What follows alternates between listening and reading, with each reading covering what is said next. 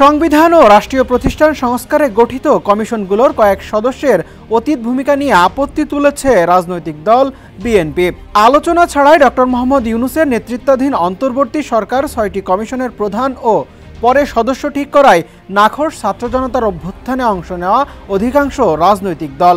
এমন পরিস্থিতিতে আজ শনিবার বিএনপি, জামায়াতে ইসলামী সহ কয়েকটি রাজনৈতিক দলের সঙ্গে বৈঠকে বসছেন ডক্টর মোহাম্মদ ইউনূস।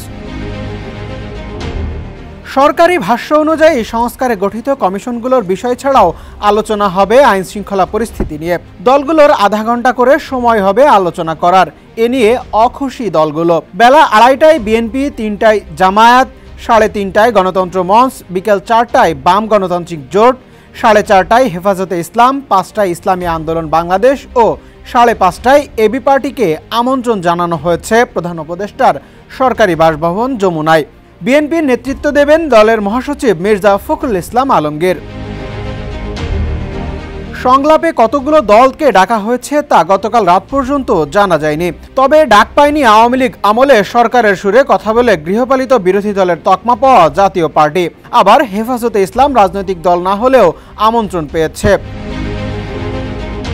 গত ১১ই সেপ্টেম্বর জাতির উদ্দেশ্যে ভাষণে ডক্টর মোহাম্মদ ইউনূস নির্বাচন ব্যবস্থা, পুলিশ, বিচার বিভাগ, দুর্নীতি দমন কমিশন, জনপ্রশাসন এবং সংবিধান সংস্কারে ৬টি কমিটি গঠন ও কমিশনার প্রধানদের নাম ঘোষণা করেন। ১ অক্টোবর থেকে কমিশনগুলোর কাজ শুরুর কথা থাকলেও তা হয়নি। গত বৃহস্পতিবার রাতে কমিশনগুলোর সদস্য নিয়োগ করে প্রজ্ঞাপন জারি করা হয়। রাজনৈতিক সূত্রগুলো জানিয়েছে, কমিশনের প্রধান ও সদস্য নিয়োগের ক্ষেত্রে সরকার মতামত নেয়নি। এ কর্মপদ্ধতিকে কালক্ষেপণ বলে মনে করেছে রাজনৈতিক দলগুলো।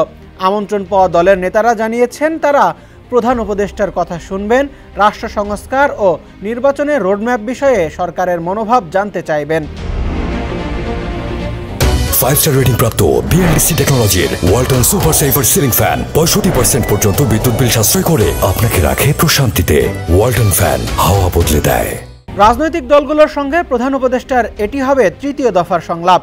বিএনপির স্থায়ী কমিটির সদস্য আমির খসরু মাহমুদ চৌধুরী বলেছেন, ডক্টর ইউনূসের আমন্ত্রণে আমরা যাব, এর চেয়ে বেশি কিছু বলার নেই। গণসংহতি আন্দোলনের প্রধান সমন্বয়কারী জুনায়েদ সাকি সংলাপ নিয়ে বলেছেন, সরকার প্রধান কি বলতে চান তা শুনব। ইসলামী আন্দোলন বাংলাদেশের যুগ্ম মহাসচিব মাওলানা গাজী আতাউর রহমান বলেছেন, আমাদেরকে প্রধান উপদেষ্টা ডেকেছেন, দেখি তিনি কি বলেন। সাইমন মুবিন পল্লব, ডেস্ক রিপোর্ট, সমকাল।